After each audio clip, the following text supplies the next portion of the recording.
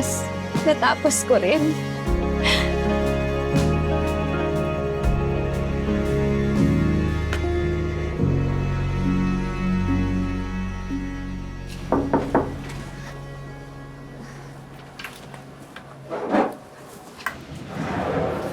Olander, ba't ka nandito?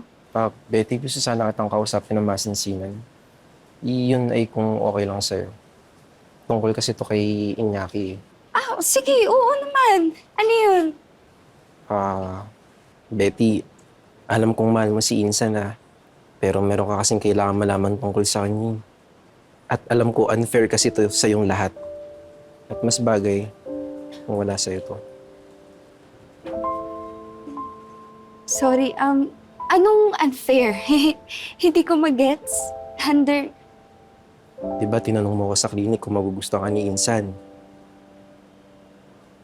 Huwag niya magugustuhan. Ang totoo kasi niyan, hindi siya magkakagusto kahit kanino. Kasi, in love pa rin siya kay Mira. sino si Mira? Kababata namin to si Mira. Noon pa man, mahal na to ni Iñaki.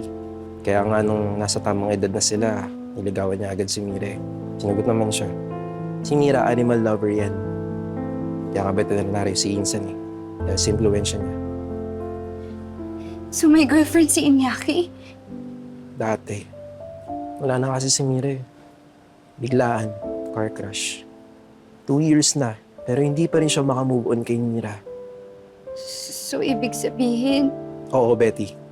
Naaalala niya sa'yo si Mira. Binubuhay niya sa'yo yung alaala ni Mira.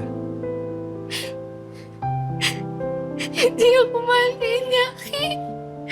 Betty, sorry Sinubukan ko naman lahat Sinubukan ko siyang sabihan. Kaso, ayaw pa rin niya kasi magpapigil Kaya, ako na yung pumunta dito para sabihan ka.